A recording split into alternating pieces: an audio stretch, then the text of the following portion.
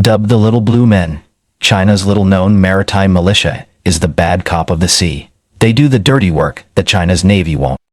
Helping China's military win a war without guns, something strange is happening off the coast of South America. And the countries closest to it can't afford to say it out loud. Hundreds of ships, moving in patterns that fishing boats don't move in, carrying equipment that fishing boats don't need.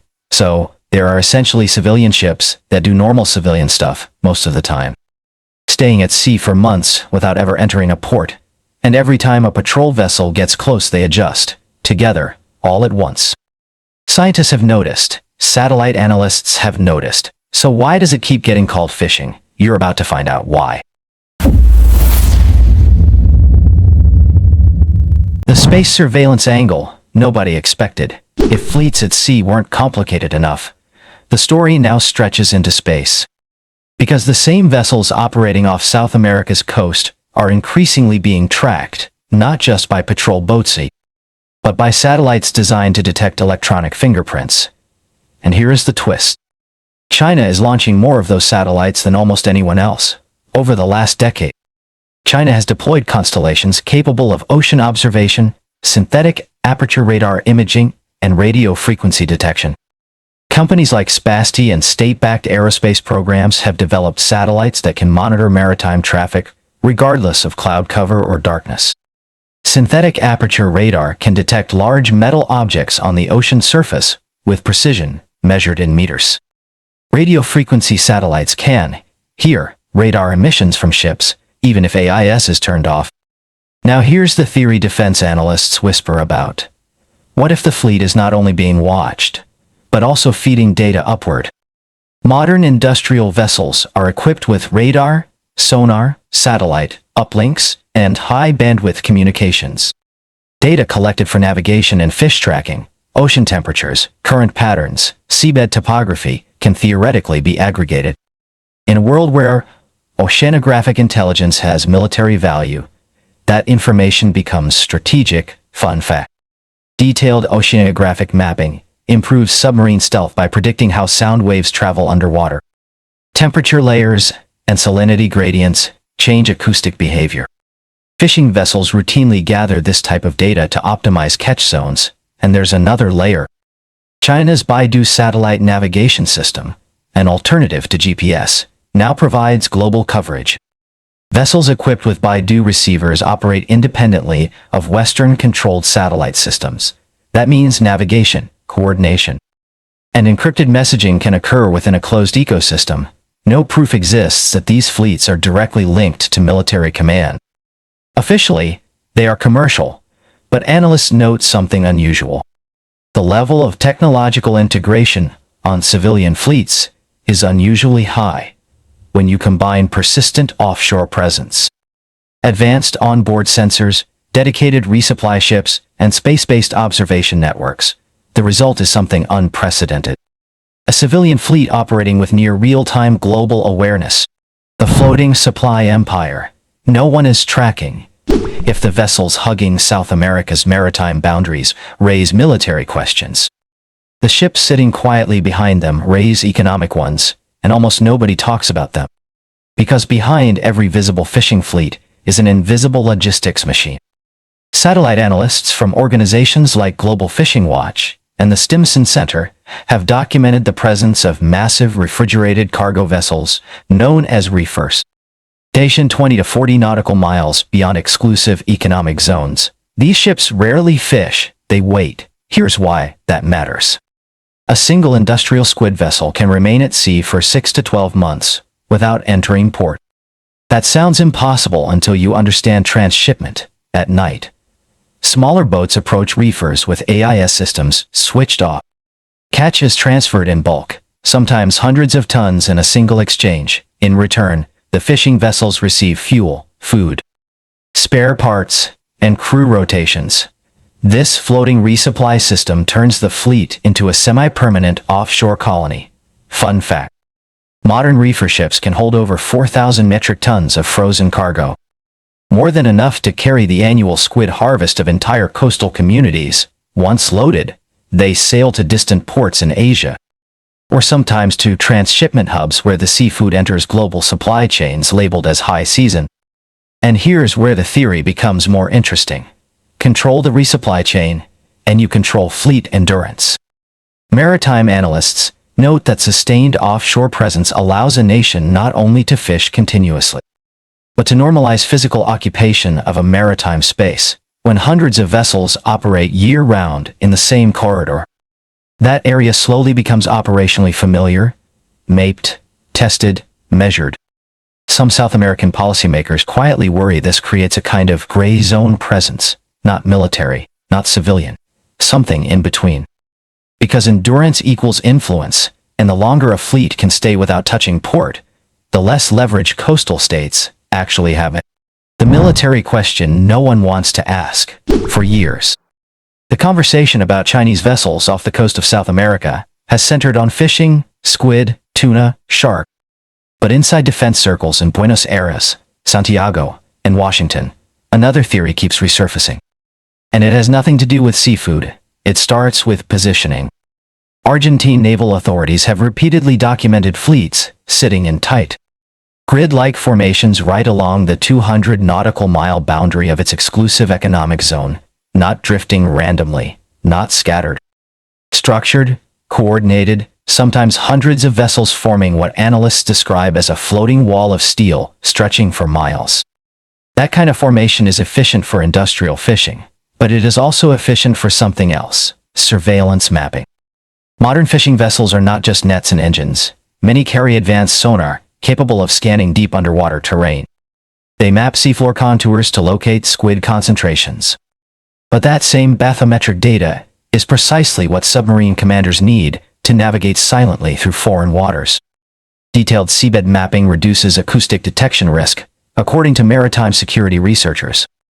The South Atlantic has become strategically interesting because it hosts critical undersea fiber optic cables connecting South America to North America and Europe.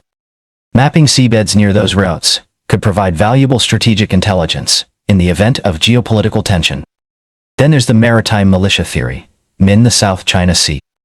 China has openly used civilian fishing fleets as part of what analysts call a maritime militia.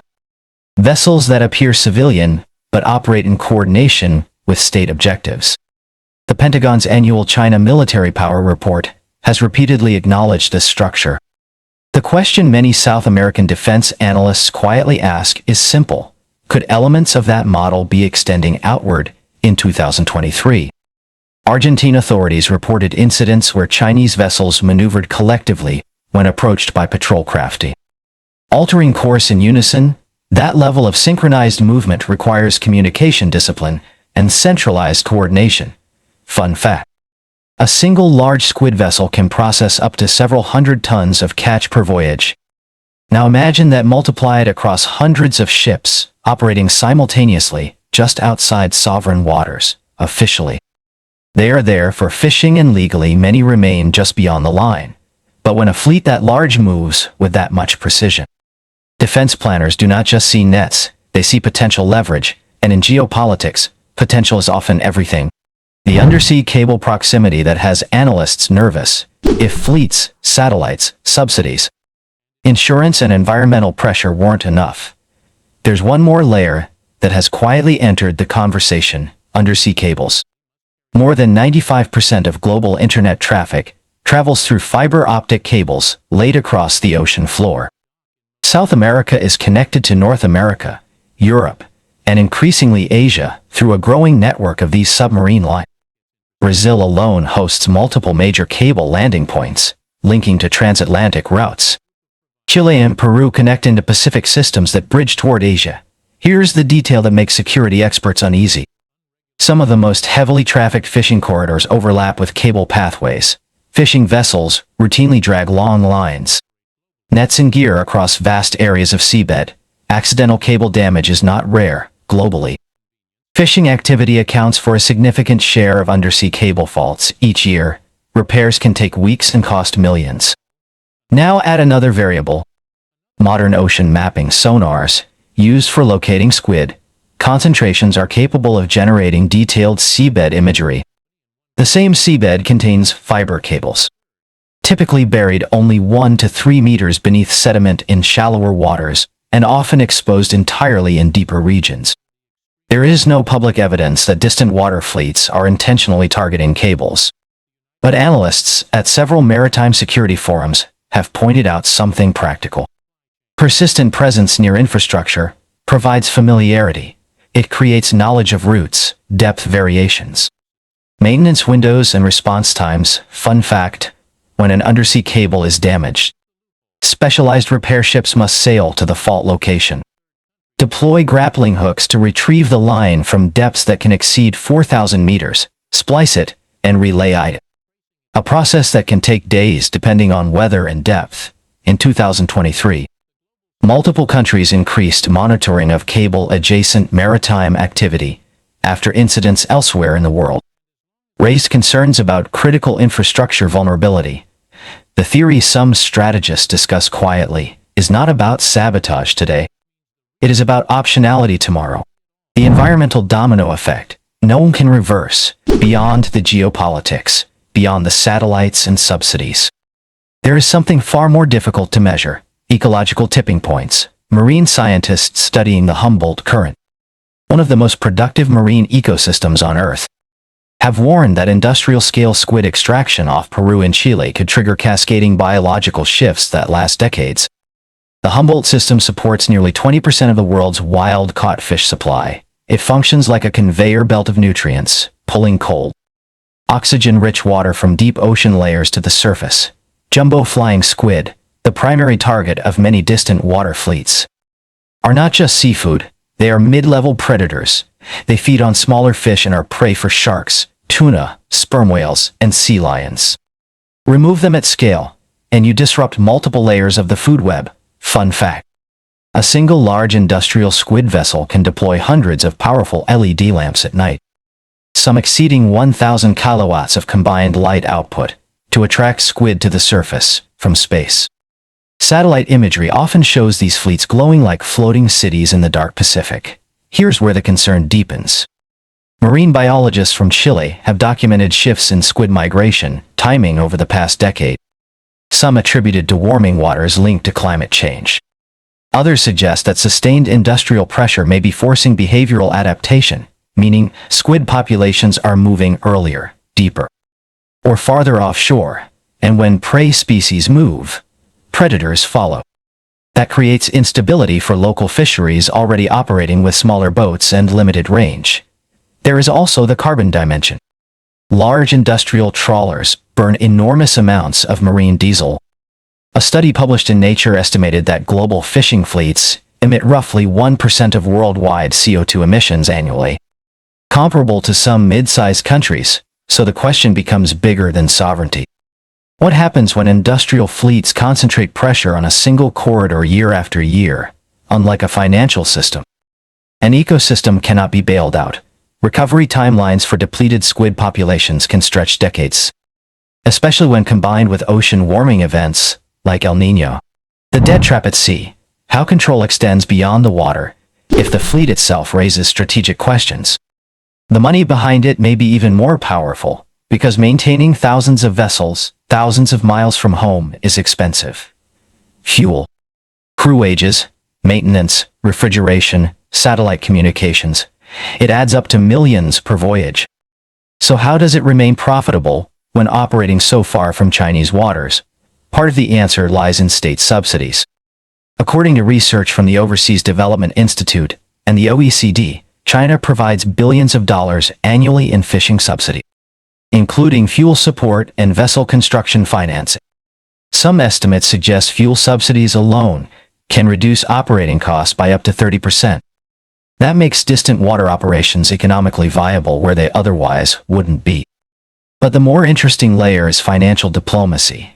In recent years, China has expanded large-scale infrastructure lending across Latin America. Countries like Ecuador, Peru, and Argentina have received billions in loans tied to energy projects, mining operations, and port construction, for example. Ecuador has relied heavily on Chinese-backed financing for hydroelectric dams and oil prepayment agreements over the past decade. Here's the theory some policy analysts quietly raise: when a country becomes financially dependent on a major creditor. Its willingness to escalate maritime disputes may soften. No official document states this outright. But diplomatic caution often follows economic exposure. Fun fact. Argentina's central bank has repeatedly relied on currency swap agreements with China, valued in billions of dollars to stabilize reserves during economic crises. Those swap lines increase financial flexibility, but also deepen interdependence. So when hundreds of vessels operate just outside Argentine waters, enforcement becomes more complicated than simply dispatching patrol ships. It becomes a calculation. How far can a government push without risking trade retaliation, loan renegotiation pressure, infrastructure delays?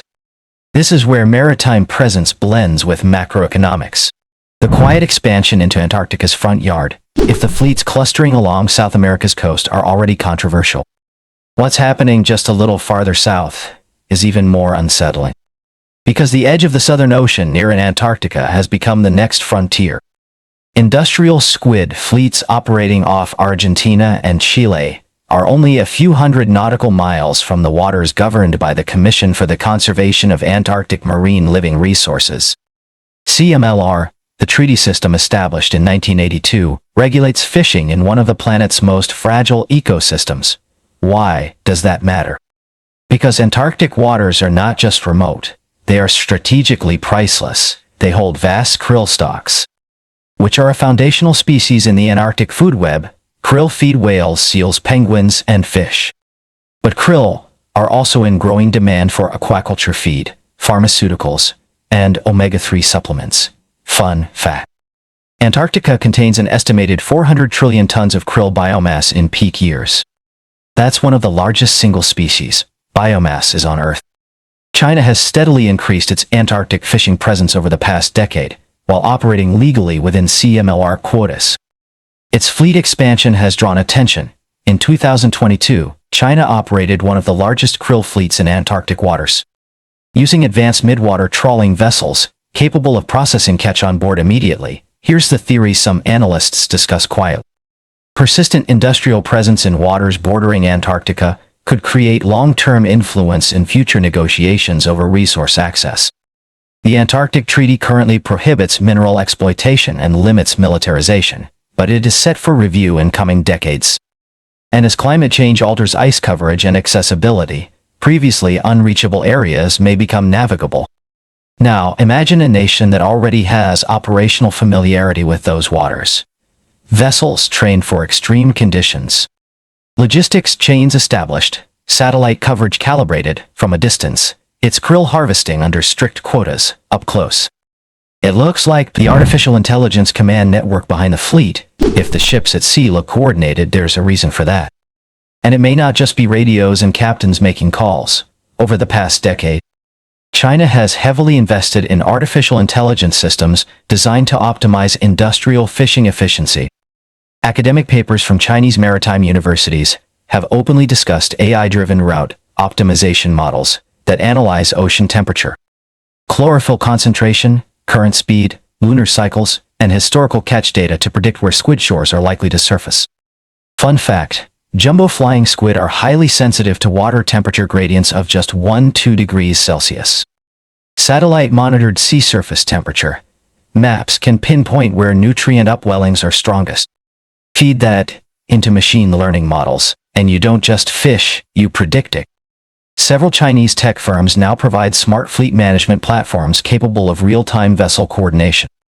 These systems integrate satellite imagery, weather models, and fuel efficiency algorithms. A fleet can be repositioned dynamically, not based on guesswork, but on predictive analytics. Here's where analysts get curious. When hundreds of vessels move in near synchronized patterns along South America's maritime boundaries, it may not require a central commander issuing orders. It may be automated optimization at scale. Software telling each vessel where to shift based on constantly updated oceanographic inputs. And that changes the equation. Because once a fleet becomes data-driven, it becomes harder to outmaneuver. Traditional patrol strategies assume human decision-making. AI-based positioning adjusts faster than bureaucratic coordination on land. There's also another layer. China operates one of the world's most advanced Earth observation satellite networks. High-resolution imagery combined with oceanographic sensing feeds into centralized data systems. Some maritime researchers believe this creates a feedback loop. Satellites observe conditions, algorithms analyze patterns. Vessels reposition, new data is generated, and the cycle tightens. Officially, these systems are commercial optimization tools. But in a strategic sense, they demonstrate something larger. The ability to coordinate thousands of civilian assets using real-time predictive intelligence across half the planet. Thank you for joining us.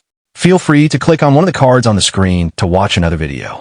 Don't forget to like and subscribe to the channel. See you in the next video.